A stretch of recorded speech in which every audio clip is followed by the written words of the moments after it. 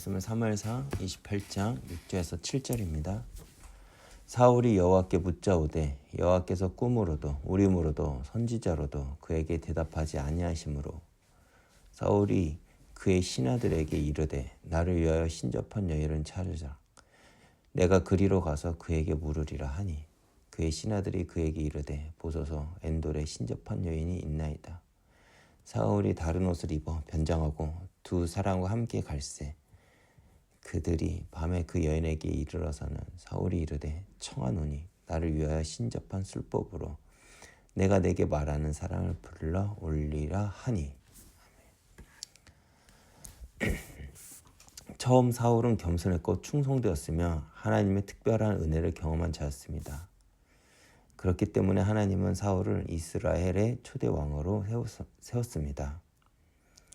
하나님이 세운 왕이라면 하나님의 뜻과 목적에 맞게 이스라엘을 다스려야 합니다. 그런데 사울은 응답과 승리에 취해 중심이 틀어져 버렸습니다. 사울은 은혜를 잃어버리고 하나님이 주신 것이 자기 것이라 생각한 것입니다. 그래서 하나님은 사울의 나라를 날리시기로 작정합니다. 그리고 다윗을 기름 부음으로 왕으로 삼기로 하십니다. 이를 알게 된 사울은 다윗을 질투하고 다윗을 죽이려 합니다. 여기서 사울의 문제는 무엇입니까? 이스라엘 왕은 하나님이 세우십니다. 이 사실을 잊은 것입니다. 마치 자신이 자격이 되어 얻은 것으로 여긴 것입니다. 더 나아가 사울의 나라가 날아가게 된 이유는 다윗 때문이 아닙니다. 바로 자신의 문제입니다. 자신이 교만했고 하나님 앞에 서지 못했기에 하나님은 사울에게 이스라엘을 거두신 것입니다. 즉, 처음부터 이스라엘은 하나님의 백성이고 하나님의 나라입니다. 그런데 사울은 마치 이스라엘이 자신의 것이라 여기고 자신이 취한 것입니다. 이것이 사울의 문제입니다. 그리고 이는 아담을 기억하게 합니다. 하나님은 첫 인간 아담에게 모든 축복과 권세를 주셨습니다. 그래서 아담은 하나님의 말씀에 순종하며 모든 축복을 누릴 수 있었습니다. 그러나 아담은 거기서 만족한 것이 아니라 하나님같이 되고자 하는 욕심을 가지게 됩니다. 그 결과 하나님이 절대 먹지 말라 금했던 선악과를 먹고 죄를 범하게 됩니다. 아담이 왜 타락했습니까? 자신의 주권자가 누구인지를 잊은 것이고 내가 누리는 축복의 근원이 누군지를 잊은 것입니다. 즉, 아담은 하나님의 은혜를 잊은 것입니다. 그렇게 타락한 것입니다. 사울도 마찬가지입니다. 아담이 자신이 보기에 좋은 것을 하나님과 타협하며 선악과를 먹은 것처럼 사울 역시 하나님보다 자신을 드러내고 싶어하는 교만과 사람들의 시선에 하나님과 타협합니다. 그 결과가 무엇입니까? 하나님을 왕으로 섬기는 이스라엘에서 이스라엘 왕이 신접한 여인을 찾습니다. 이는 사울이 어디까지 타락했는지를 보여주는 사건입니다.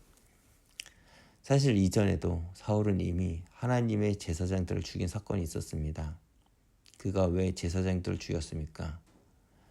바로 다윗을 도와주었다는 이유가 있어서입니다.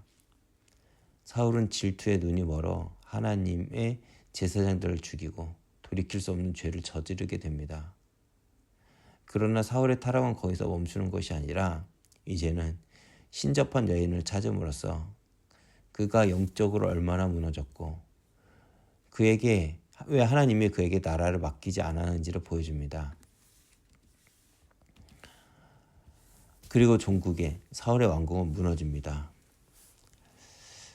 성경에 보면 사울은 하나님을 찾았지만 그가 하나님 앞에 회개하고 통회하며 하나님 앞에 엎드린 장면은 없습니다. 나에게 당장 어떤 좋은 것을 줄 수 있다면 그 어떤 것도 괜찮았던 것입니다.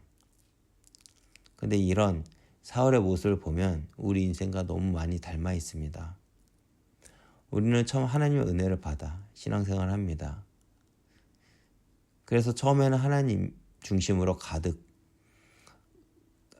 신앙생활하다 차츰 내 상황과 형편에 맞춰서 하나님과 타협을 합니다.